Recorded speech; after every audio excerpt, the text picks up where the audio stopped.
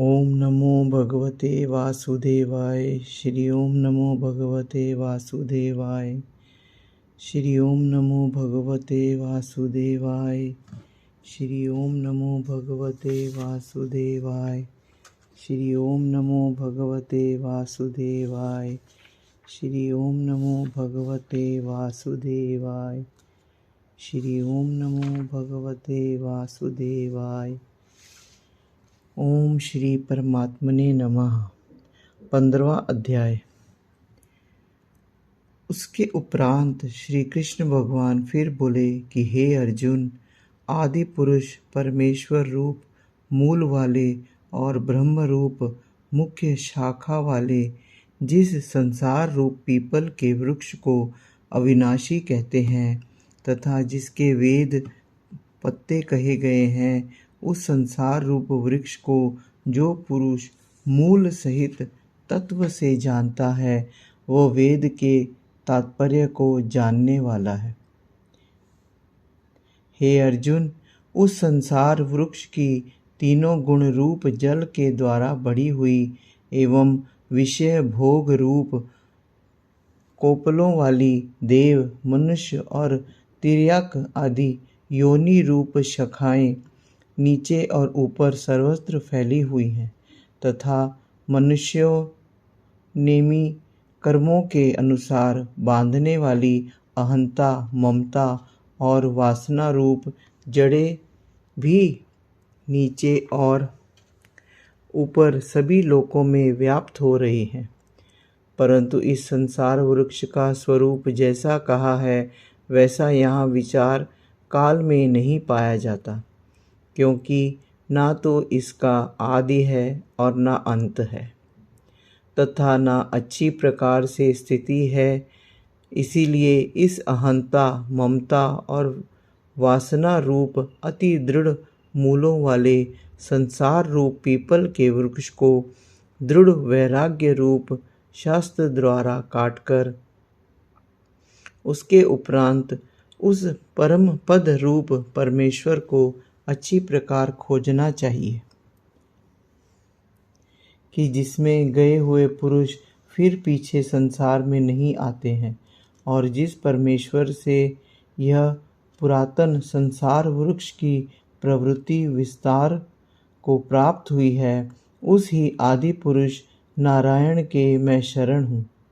इस प्रकार दृढ़ निश्चय करके नष्ट हो गया है मान और मोह जिसका, तथा जीत लिया है आसक्ति रूप दोष जिसने, और परमात्मा के स्वरूप में है निरंतर स्थिति जिसकी, तथा अच्छी प्रकार से नष्ट हो गई है कामना जिसकी, ऐसे वे सुख दुख नामक द्वंद्वों से विमुक्त हुए ज्ञानी जन उस अविनाशी परम पद को प्राप्त होते हैं। उस स्वयं प्रकाशमय परम पद को न सूर्य प्रकाशित कर सकता है, न चंद्रमा, और न अग्नि ही प्रकाशित कर सकता है, तथा जिस परम पद को प्राप्त होकर मनुष्य पीछे संसार में नहीं आते हैं, वही मेरा परम धाम है। हे अर्जुन, इस देह में यह जीवात्मा मेरी ही सनातन अंश है और वही इस त्रिगुणमयी माया में स्थित हुई मान सहित पांचों इंद्रियों को आकर्षण करता है। कैसे कि वायु गंध के स्थान से गंध को जैसे ग्रहण करके ले जाता है, वैसे ही देहादिकों का स्वामी जीवात्मा भी जिस पहले शरीर को त्यागता है, उससे इन मन सहित इंद्रियों को ग्रहण करके फिर जिस शरीर को प्राप्त होता है, उसमें जाता है। उस शरीर में स्थित हुआ यह जीवात्मा श्रोत, चक्षु और त्वचा को तथा रसना, घ्राण और मन को आश्रय करके, अर्थात इन सब के सहारे से ही विषयों को सेवन करता है। परंतु शरीर छोड़कर जाते हुए को अथवा शरीर में स्थित हुए को और विषयों को भोगते हुए को अथवा तीनों गुणों से युक्त हुए को भी अज्ञानी जन नहीं जानते हैं, केवल ज्ञान रूप नेत्रों वाले ज्ञानी जन ही तत्व से जानते हैं, क्योंकि योगी जन भी अपने हृदय में स्थित हुए इस आत्मा को यत्र करते हुए ही तत्व से जानते हैं, और जिन्होंने अपने अंतकरण को शुद्ध नहीं किया है, ऐसे अज्ञानी जन तो यत्न करते हुए भी इस आत्मा को नहीं जानते हैं। हे अर्जुन, जो तेज सूर्य में स्थित हुआ संपूर्ण जगत को प्रकाशित करता है, तथा जो तेज चंद्रमा में स्थित है और जो तेज अग्नि में स्थित है, उसको तू मेरा ही तेज जान।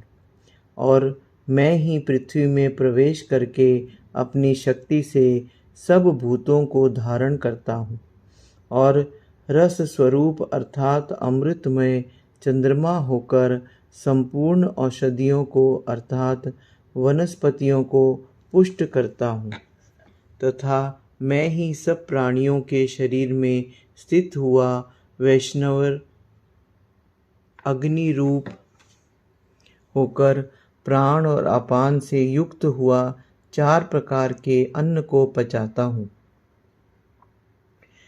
और मैं ही सब प्राणियों के हृदय में अंतर्यामी रूप से स्थित हूँ, तथा मेरे से ही स्मृति, ज्ञान और अपोहन है, और सब वेदों द्वारा मैं ही जानने योग्य हूँ, तथा वेदांत का कर्ता और वेदों को जानने वाला भी मैं ही हूँ।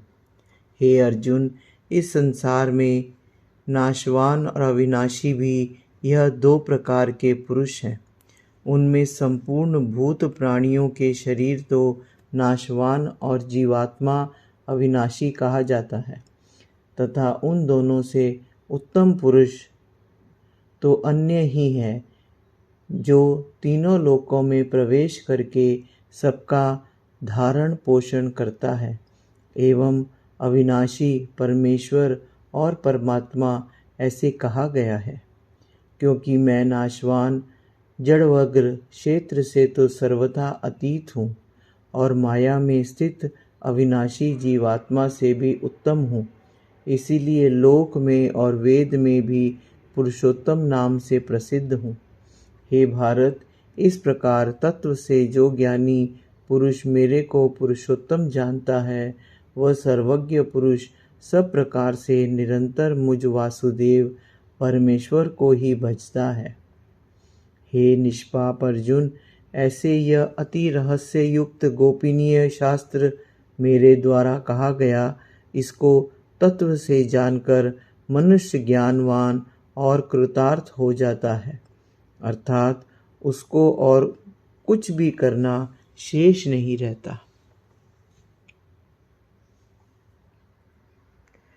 इस अध्याय में भगवान ने अपना परम गोपनीय प्रभाव भली प्रकार से कहा है।